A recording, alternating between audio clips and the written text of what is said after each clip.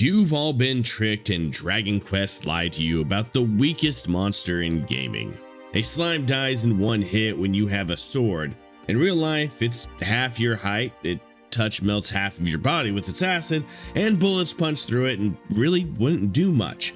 And sadly, as a species, we would still line up to film TikToks with it while it ate half of our body and most of our food supply.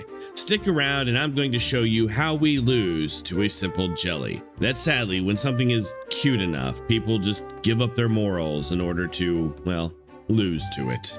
And I know, and I've heard the argument, my friends already told me, it's a starter fight and it dies to a stick. Yeah, but your main character always has a sword when you go up against these things, so stay with me for this one, please. In every Dragon Quest game, the slime is basically the first fight. You walk out of town, it wobbles at you, you get to swing your sword, and you feel strong for being able to take these things out. But here's what this fight is actually telling you. Dragon Quest is a power fantasy. You are the hero. You're not some random 10-year-old boy going out on an adventure trying to collect every Pokemon like you're the best there ever was. You're a trained soldier from childhood. Edric's bloodline, a hero of fantasy, sword training, armor, herbs in your pocket, and healing magic ready. And slimes can still make quick work of him early in the game. You put 2 slimes at level 1 and you get unlucky and you're done. And you need a medical herb after fighting these jellies because you've already lost enough health that it's necessary, so be serious. If a highly trained soldier like this could fall to just 2 jellies, what do you think normal people or even our soldiers would be able to do without healing herbs? Honestly, ask yourself this real question. If a trained swordsman who does this for a living can lose to 1 or 2 slimes, what does a normal person do against a half-human-sized creature standing in a Walmart parking lot in, say, Ohio? I mean, face it, day 1, say Southern Illinois, after rain, a farmer sees a blue slime in his cornfield, and it's not a little pet you can hold. It comes up to his waist, chest height on his kid, it jiggles, it looks dumb, it's almost cute.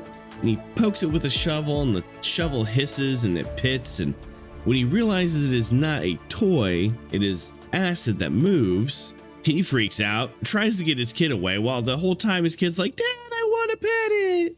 I'm normally on Team Human here, guys, and I know most of us say we would love to survive an apocalypse, or that we could. But let's face it, guys, if the hero needs a heal after a jelly, we are not built for this. As a society, we have moved away from swords into our guns, but here is why the sword works in the game, and why we would probably lose without them. In Dragon Quest, your sword does damage over a large area. In the real world, when you slash something, that is a gash across a full body. One broad slash rips across the whole gel body. The whole slime jiggles and splits. We're disrupting the mass. We're not just punching a hole. But Alden, we have guns. We would just shoot it. No, and here is why that trade kills you. Bullets, they punch through your target. That is their job. Small hole, straight line, they keep going. You shoot a slime that is half human size, and you put a 9mm hole through acid jelly.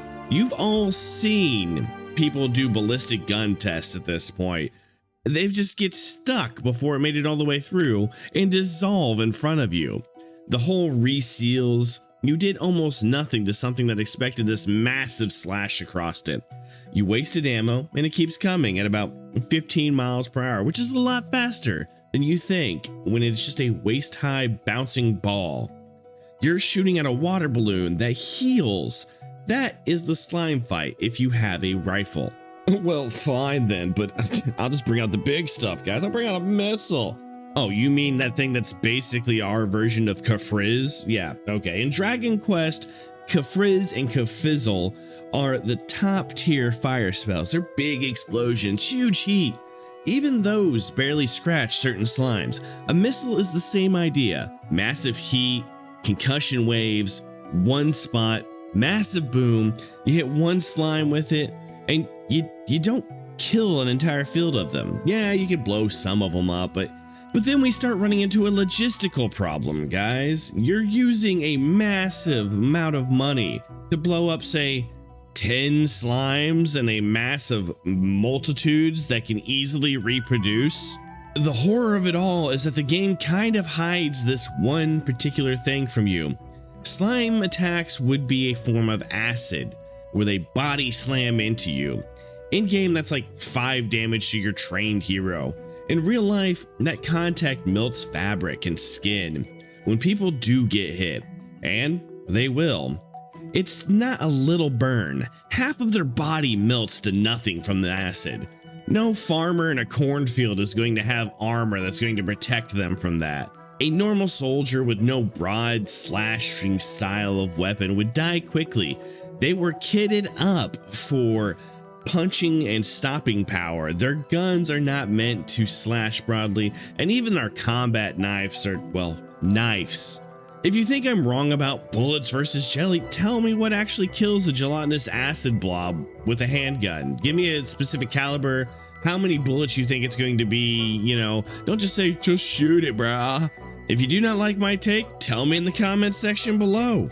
I'll listen to your arguments and I'll probably still tell you why they're wrong. The problem is that most of us are used to the blue slimes, but after time we would run into different colored slimes. And the regular ones are just the warm-up. Metal slimes are why we lose for real. In Dragon Quest, metal slimes are damn near immune to damage. It does not matter what sword you have. You hit them and it says 1 damage. It's pretty much nothing. They're fast, they shine, they run. Your hero misses constantly unless you have like a metal slaying sword or you get a random crit. And this is a trained soldier with magic and weapons failing. Oh, and the magic is pretty much they're almost always immune to it. It always misses. So you're gonna fire a missile at this thing and nothing. Now, put that in the real world. You get a chrome variant, it's heavily armored. Small arms are just pinging off of it. You hear sparks and ricochets, and that's all you get to see. It moves faster than anyone would expect. I mean, the good news is we're going to see it coming during the daylight a mile away because it's basically a reflection mirror shining the sunlight right back at you. And of course, it's still an acidic attack, so when you get hit, you're going to have your body melt and you can't hurt it back. Well, we've got militaries, we'll just send those in, right guys? Oh, you mean essentially what's fodder in the Dragon Quest series? Let's just say they send a squad to that same Illinois cornfield. Sergeant says, that's a cleanup day, boys, it's easy day. They line up, open fire on a metal slime, sparks everywhere. Private yells, Sergeant, we're hitting it. Sergeant goes, yeah, but nothing's going on, it's still coming. And that is the Dragon Quest experience, but with real lives on the line. In the game, a trained soldier needs a crit to win. Our soldiers don't get crits, and there's no heads for headshots. We can't hit it in a lung, there's no vital organs in a slime. We would just send more guys with more guns, right? I'm gonna tell you guys a real funny story that actually happened in this world. For those of you who don't know, Australia is fucked because they can't even win against angry birds. The Great Emu War. Australia brought soldiers with machine guns to fight angry birds and the birds won. The army gave up. They never won a battle. They just gave up and left. You think that same command structure takes out an army of half human-sized armored slimes that actually want to fight? Be serious. Australia cannot beat emus, so they are definitely not beating metal slimes with rifles. It's all fun and games until...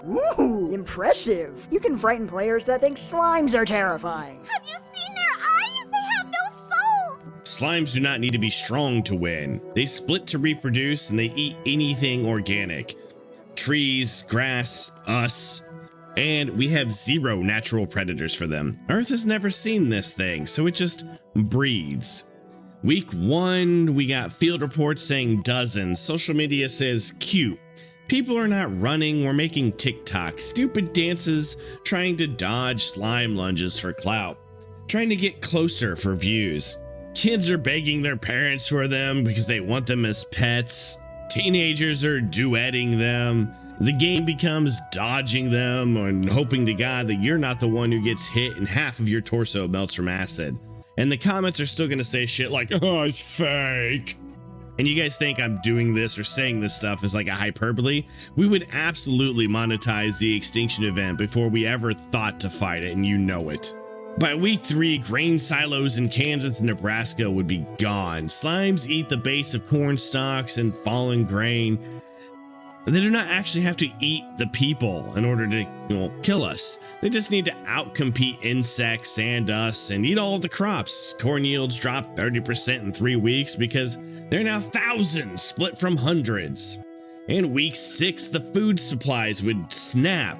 Bread triples, and still, TikTok is full of slime plushie hauls and slime cafe jokes, and farmers are out here trying to burn their fields just to kill them, but heat is just a weak frizz to them, and missiles are same issue, but bigger.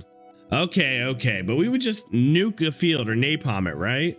Sure, but we'd also kill all that food, and now you have irradiated slimes and no field. You killed the food to save the food. And metal slimes are still out here taking minimum damage through the radiation. Now you have irradiated metal slimes, guys. Come on.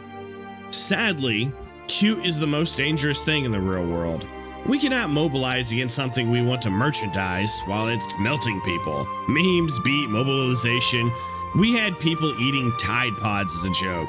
You think someone out there wouldn't try to keep a shiny metal freaking slime in their garage until it, melts through it and then eats them too? In the sad state of the world, we would have slime plushies at Target while the corn dies. We would have discourse about slime rights on Twitter while half a town is burnt down.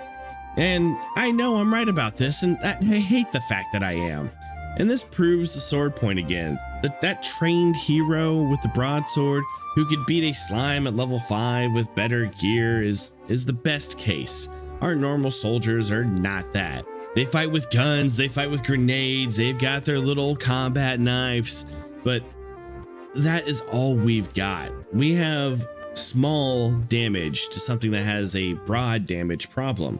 Numbers can beat heroism every time, especially when the numbers look so cuddly and everyone's trying to hug the damn things. The weakest monster in gaming wins in real life because they designed games to lie to you. Dragon Quest gave you a sword that does broad damage and makes the jelly feel weak, so you feel strong. In real life, we have bullets that punch tiny holes and missiles that are just fancy fireball spells, and both of them fail. Metal slimes prove even our best shots do minimum damage, and we know Australia cannot beat Angry Birds, so let us not pretend we have a plan for an army of them that actually wants to fight us. If your takeaway coming in was slime equals easy kill, I hope I cleared that up. If you want more videos where I take a cute monster and prove it could end us all, hit the sub and tell me which monster you want. But, be specific with me so I can actually build a good profile around it. And like always, guys, be good to each other. We'll see you in the next video. Peace.